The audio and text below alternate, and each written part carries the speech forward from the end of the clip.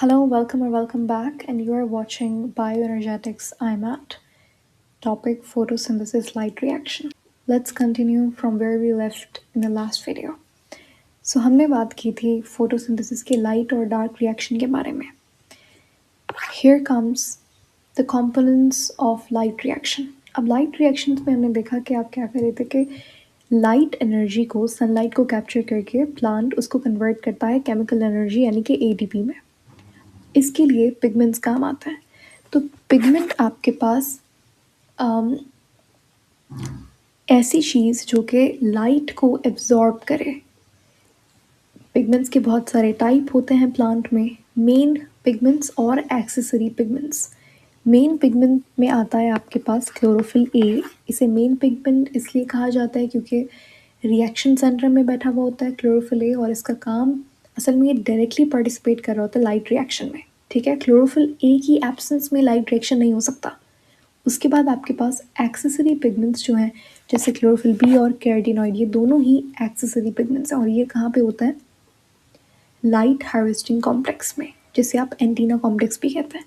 ठीक है, for those who don't know ये कौन सी टर्म्स हैं, तो हमने यहाँ पे फोटो सिस्टम का स्ट्रक्चर देखा था. ठीक है, तो फोटो सिस्टम में आपके पास क्लस्टर ऑफ पिगमेंट्स होते हैं थैलेकॉइड की मेम्ब्रेन में प्रेजेंट. दो तरीके के फोटो सिस्टम्स होते हैं, 1 and 2. और यहाँ पे क्लोरोफिल ए प्रेजेंट होता है, ये बीच वाला रिएक्शन सेंटर है, और ये जो साइड में आप दो कंपार्टमेंट्स देख रहे हो ये एंटीना कॉम्प्लेक्स कहलाता है. यहाँ पे एक्सेसरी पिगमेंट्स होता है. ठीक है, जैसे क्लोरोफिल बी और कैरोटीनॉइड मेनली इनका काम होता है. आप इसको इस तरीके से समझ सकते हो कि रिएक्शन सेंटर में क्लोरोफिल ए एक बॉस की तरह है और ये सारे उसके असिस्टेंट्स हैं. असिस्टेंट्स का काम है क्लोरोफिल ए को एक तो प्रोटेक्ट करके रखना क्योंकि ये हमारा मेन पिगमेंट है. दूसरा, ये इसे असिस्ट भी कर रहे होते हैं, ये लाइट को कैप्चर करते हैं और इसे ट्रांसफ़र करते हैं टू क्लोरोफिल ए. और उसके बाद क्लोरोफिल ए का इलेक्ट्रॉन एक्साइट होता है एंड देन पूरा रिएक्शन आपके पास स्टार्ट होता है. तो पहले हम ये समझेंगे क्लोरोफिल ए, बी, कैरोटीनॉइड, इनके फीचर्स क्या हैं. सो अगर आप देखें तो क्लोरोफिल हमारे पास दो टाइप का होता है, ए एंड बी. इनका फार्मूलाज आपको याद होने चाहिए. क्लोरोफिल ए का फार्मूला होता है C55H72O5N4Mg. ठीक है, और क्लोरोफिल बी का फार्मूला होता है C55H70O6N4Mg. दोनों में ऑलमोस्ट सेम फार्मूलाज हैं. दोनों में डिफरेंस किसका है? हाइड्रोजन का और ऑक्सीजन का. क्लोरोफिल बी में हाइड्रोजन 2 कम होते हैं और 1 ऑक्सीजन ज़्यादा होता है. इसके अलावा डिफरेंस ये है कि क्लोरोफिल ए जो है उसमें मिथाइल ग्रुप प्रेजेंट होता है, जबकि क्लोरोफिल बी में इसकी जगह पे एल्डिहाइडिक ग्रुप मिलेगा, CHO. Last but not least, chlorophyll A जो है वो ब्लू ग्रीन पिगमेंट है. अब यहाँ पे ये जो ब्लू ग्रीन लिखा हुआ है, don't confuse it with what light do they absorb, ये उससे रिलेटेड नहीं है.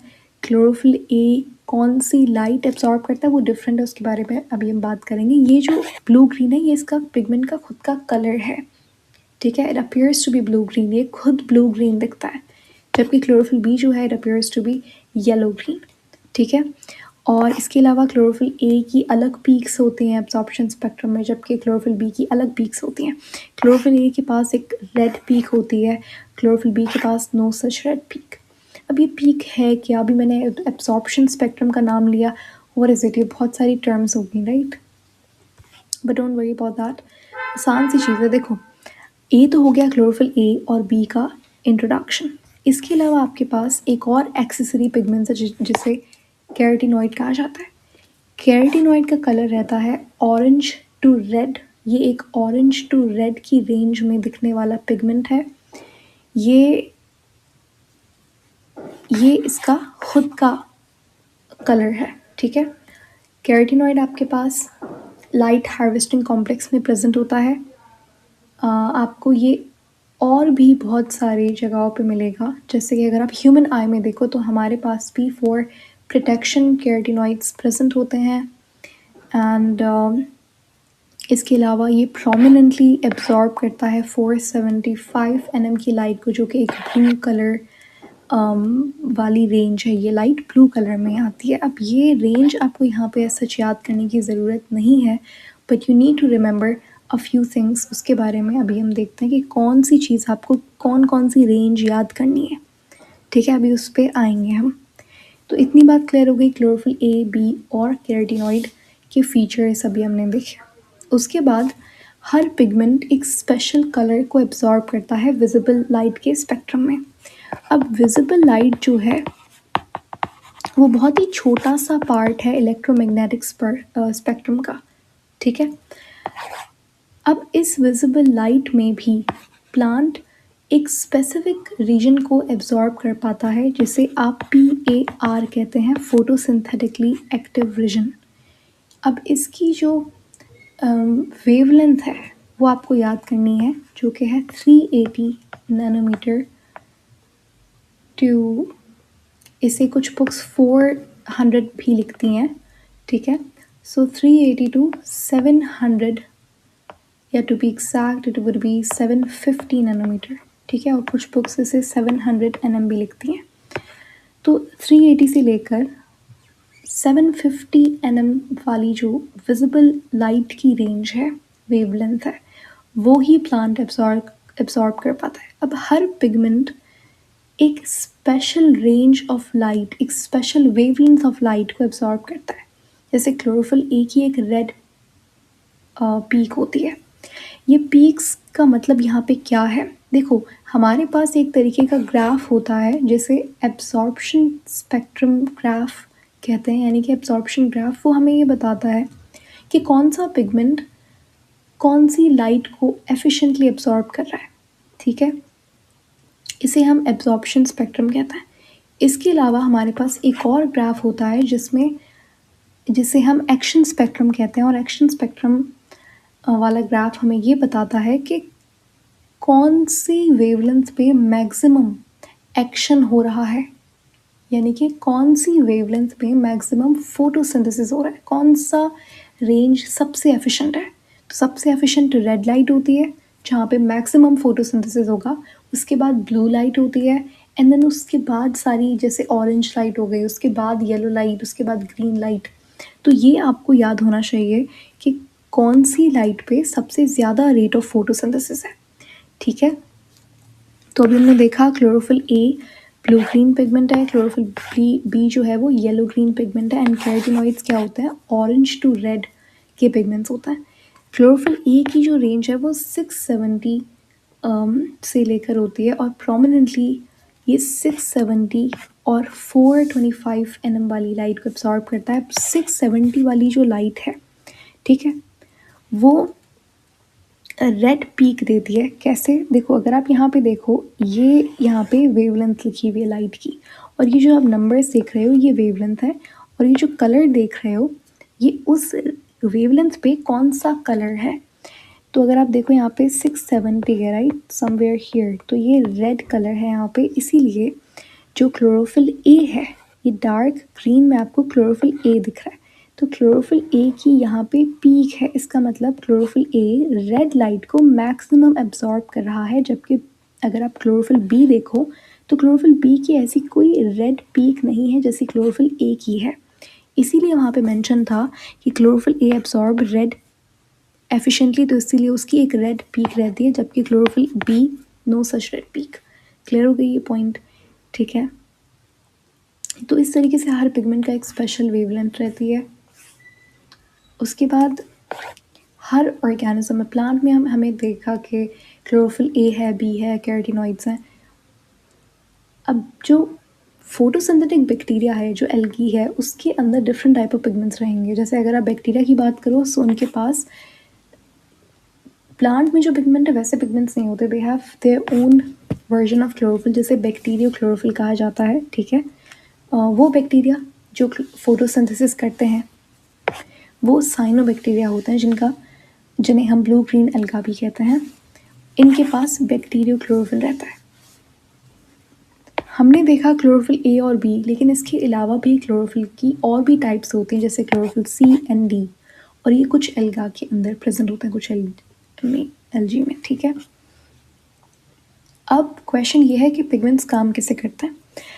तो पिगमेंट्स क्या करते हैं कि जैसे ही उनके ऊपर लाइट जैसे ये एक एटम है, पिगमेंट का एक एटम हमने उठा लिया। अब एटॉमिक लेवल पे क्या चीज़ होती है? फोटोन। लाइट में फोटोन है जो कि पैकेट ऑफ एनर्जी है। तो जब एक इलेक्ट्रॉन को, जो एक एटम में पड़ा हुआ है पिगमेंट के, उसको जब एनर्जी मिलती है बेसिक केमिस्ट्री, तो वो एक्साइट होता है और अपने हायर एनर्जी लेवल पे जाता है। तो यहाँ पे ये लाइट को एब्जॉर्ब कर रहा है, ऐसा ही है। अब जैसे ही इलेक्ट्रॉन एक्साइट हुआ, थोड़ी देर बाद, बहुत ही एक स्पेसिफिक टाइम ड्यूरेशन के बाद ये वापस आता है, माइक्रो सेकेंड्स के बाद ये वापस आता है अपनी ओरिजिनल ग्राउंड स्टेट पे। और जब ये वापस आएगा तो ये उसी एनर्जी को रिलीज करेगा।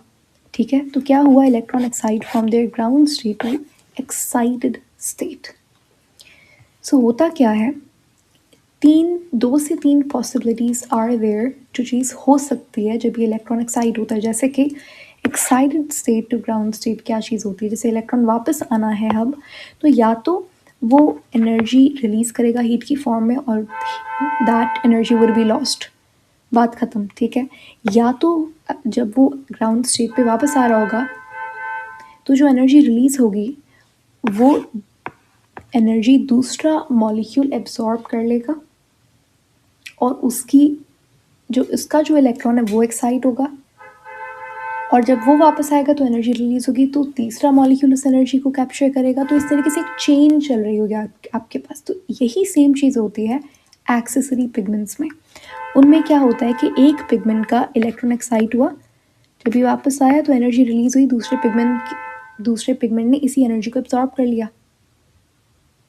ठीक है, तो यहाँ पे एक ट्रांसफर ऑफ एनर्जी चल रहा होता है एक्सेसरी पिगमेंट से, और फाइनल काम क्या हो रहा होता है? फाइनली ये जो एनर्जी है ये ट्रांसफर होती है किसके पास? क्लोरोफिल ए के पास।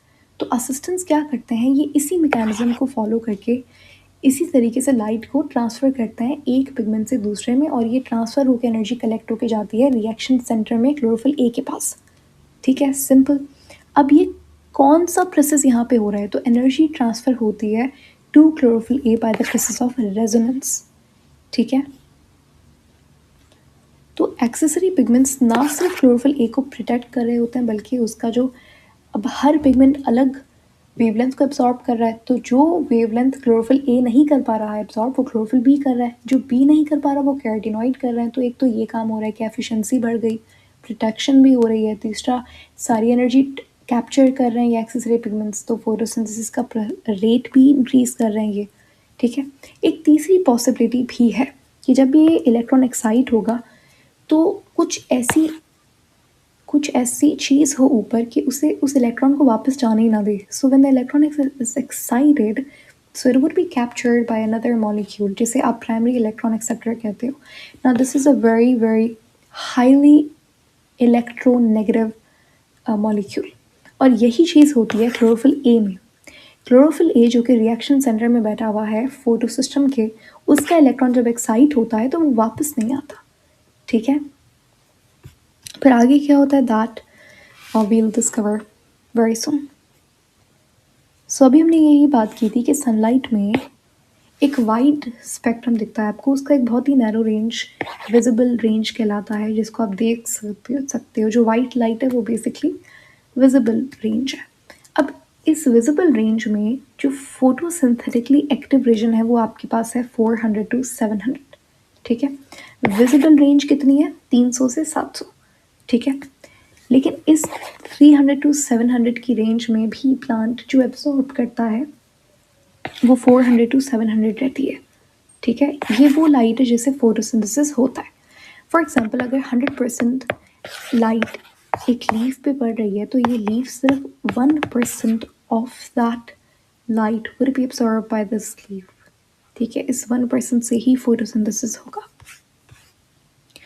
अब हम देखेंगे स्ट्रक्चर्स वगैरह को कि किस तरीके से कौन सी चीज़ कहाँ पे पड़ी हुई है। ये वही चीज़ है जो अभी मैंने आपको बताई कि यहाँ पे आपके पास एक रिएक्शन सेंटर का स्ट्रक्चर दिखाया हुआ है। ठीक है, ये है आपके पास थैलेकॉइड की मेम्ब्रेन, ये है थैलेकॉइड का इंटीरियर साइड यानी कि ल्यूमन ऑफ थैलेकॉइड, और ये बाहर क्या है? स्ट्रोमा है। और ये सारी चीज़ें क्लोरोप्लास्ट के अंदर प्रेजेंट है, जैसे कि आपको यहाँ पे दिख रहा होगा। ठीक है, बाहर क्या है? स्ट्रोमा है, अंदर ल्यूमन है, जिसको थैलेकॉइड स्पेस भी कहते हैं। और ये मेम्ब्रेन है थैलेकॉइड की, जिसमें लाइट रिएक्शन होना है, क्योंकि पिगमेंट यहाँ पे पड़ा हुआ है। कहाँ पे पड़ा हुआ है पिगमेंट, टू बी एग्जैक्ट ये फोटोसिस्टम में प्रेजेंट है। अब फोटोसिस्टम में बीच में रहता है रिएक्शन सेंटर, और ये साइड में अगर आप देखो तो ये है क्या, लाइट हार्वेस्टिंग कॉम्प्लेक्स। ठीक है, अब यहाँ पे है क्या, pair of chlorophyll A molecules, special pair of chlorophyll A molecules, और यहाँ पे एक्सेसरी पिगमेंट्स प्रेजेंट है। होता क्या है, जैसे ही इसके ऊपर लाइट एनर्जी फॉल करती है तो ये सारे पिगमेंट्स वो एनर्जी को ट्रांसफ़र करते हैं किसके पास, क्लोरोफिल ए के पास। अब ये जो क्लोरोफिल ए है, अभी हमने ऊपर देखा था किस तरीके से एनर्जी मिल रही है, इलेक्ट्रॉन एक्साइट हो रहा है, तो यहाँ पे भी वही सेम चीज़ हुई है। जब इसका इलेक्ट्रॉन एक्साइट हुआ तो यहाँ पे पड़ा हुआ है क्या, एक प्राइमरी इलेक्ट्रॉन एक्सेप्टर PEA। तो जब क्लोरोफिल ए का इलेक्ट्रॉन एक्साइट होगा तो इस इलेक्ट्रॉन को कैप्चर कर लिया जाएगा PEA के थ्रू प्राइमरी इलेक्ट्रॉन एक्सेप्टर, जिसका एक अपना नाम भी रहता है, जिसको फियोफाइटिन कहते हैं। क्या कहते हैं इसे, फियोफाइटिन।